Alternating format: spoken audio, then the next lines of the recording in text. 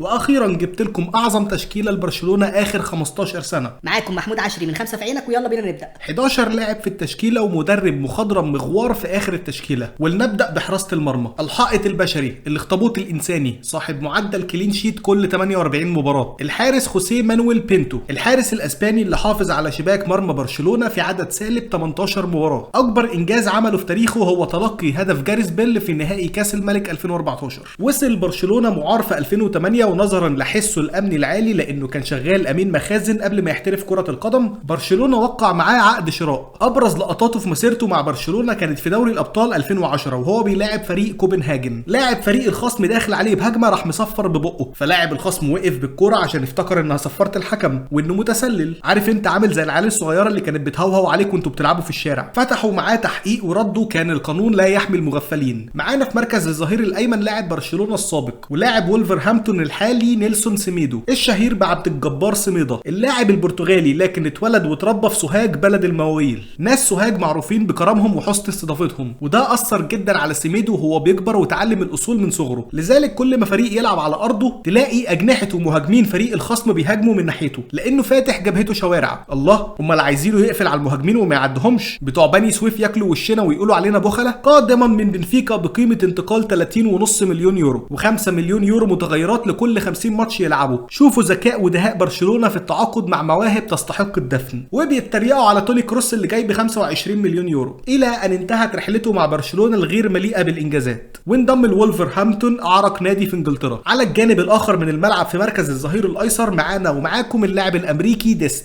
قادما من اياكس بمبلغ 21 مليون يورو و5 ملايين متغيرات بعقد لمده 5 سنين. وخوفا من اداره برشلونه على مواهبها الفذه بعد مقلب نيمار وال 222 مليون يورو، قررت اداره برشلونه وضع قيمه كسر عقد ديست 400 مليون يورو، لانه بلا شك موهبه اكبر من نيمار بملايين السنين الضوئيه. اول انجاز لديست خلال فترته مع برشلونه انه اول لاعب امريكي الجنسيه يلعب مع برشلونه في دوري الابطال. ايوه ده انجاز، مستغرب ليه؟ ملامين يامال عمالين يخترعوا له انجازات انه اصغر لاعب بيعمل اي حاجه في الدنيا، لحد ما وصلت انه اصغر لاعب يخسر 3 كلاسيكو في موسم واحد. ده لحد ما وصل اول كلاسيكو لديست وعمل انجازين تاريخيين في نفس الوقت، اول امريكي يلعب كلاسيكو واول لاعب امريكي يخسر اول كلاسيكو بنتيجه 3-1 لريال مدريد. يا بطولاتك يا برشلونه. في 2022 راح اعاره للميلان مع احقيه الشراء لمده سنه، لكن الميلان فلوسهم على قدهم، يا دوب حق كوبايه الشاي والدخان، فما قدروش على ثمن اعظم من انجبت امريكا في كره القدم. ويرجع لبرشلونه ثم تتم اعارته مره ثانيه لبي اس في الهولندي في 2023. اول قلب دفاع معانا هو الفحل المتحرش سامويل اوميتيتي، قادما من نادي ليون الفرنسي بصفقه تقدر ب 25 مليون يورو. اوميتيتي اصاباته كلها كانت اصابات في الركبه والسبب معلوم. رغم اصاباته اداره برشلونه قررت تجديد عقده في 2018 ووضع شرط جزائي بقيمه 500 مليون يورو لسبب مجهول، رغم ان محدش يرضى يشتري اوميتيتي غير ب 42 جنيه وفتة شاورما. وتستمر سلسله اصاباته في الركبه لنفس السبب المعلوم الى ان تتم اعارته للدوري الايطالي، وبعد انتهاء الاعاره تم الاتفاق بشكل ودي ما بين اللاعب والنادي بفسخ العقد.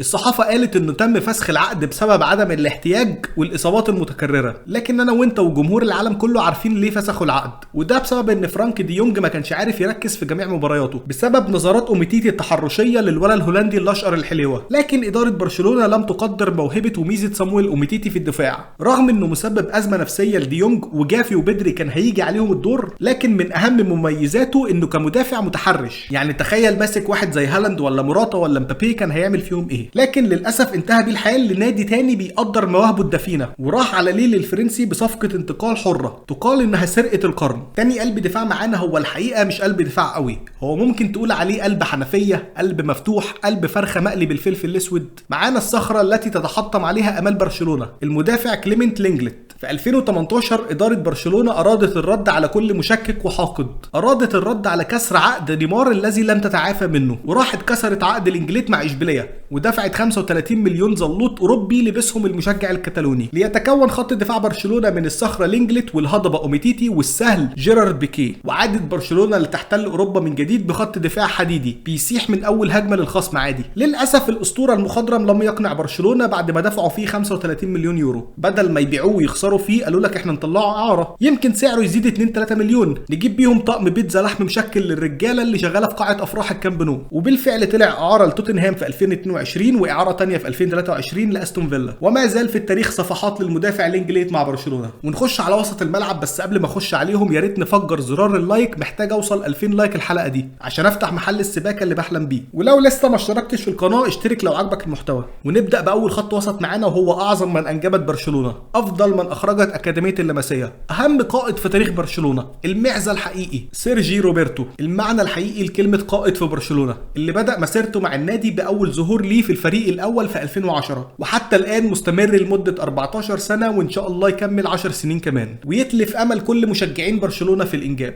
عمره ما طمع في جاه ولا سلطان، عمره ما طلب شارة القياده، شارة القياده هي اللي طلبته. عمره ما طمع في مرتب خيالي ولا مكافآت ولا حوافز، على عكس القائد المتخاذل اللي حلب برشلونه فلوس ويا دوب جاب لهم 4 ابطال و82 دوري و800 كاس. عمره ما فكر يمشي من النادي وتخلى عنهم في عز ازمتهم، رغم ان ده الشيء اللي كل جماهير برشلونه بتتمناه، ولكن هيهات. يلعب 6 يلعب 8 يلعب ظهير وما بيتكلمش ولا يعترض، وبيأدي نفس الاداء، بيخرب الدنيا ويبوظ الماتش. لم يتم استدعائه لليورو نظرا لقيمته الفنيه المهمه لبرشلونه، وانه عائد لاحتلال اوروبا من جديد، بعد ما ان شاء الله باذن الله يجدد عقده مره تانية بفضل محمود لابورتا للرد على صفقه امبابي. ولكن هل يغدر بيه السمكه محمود لابورتا ويرضخ للجماهير؟ هل سنتغنى بشعارات لماذا تغير المكان يا ولدي؟ دعونا لا نأمل هذا. جنبه في وسط الملعب بمزيج من اللمسات السحريه والنزعه الدفاعيه اوريول روميو، اللي بدأ مسيرته الاعجازيه من منبع وبئر المواهب اكاديميه برشلونه، ثم انتقاله لنادي تشيلسي واعارته لنادي فالنسيا واعارته مره اخرى لستاتجارت وبعده لساوثهامبتون وبعده لجيرونا، ثم العوده اخيرا لبرشلونه بعد ما اكتسب كل انواع الخبرات اللي ممكن تكسبها في حياتك. كسب خبرات اكتر من اللي بيسعى لامتلاك الحكمه من المعلم الصيني اللي عايش فوق الجبل ومحتاج تتسلق عشان توصل له. كل اللي انا عايز اقوله عن روميو ان الارزاق على الله، والحمد لله بياخد 3.5 مليون يورو في السنه ومعاه باسبور احمر وانا معايا باسبور اخضر، مع اننا في نفس المستوى الكروي، احنا الاتنين ملناش فيها، بس ربك بيرزق بغير حساب.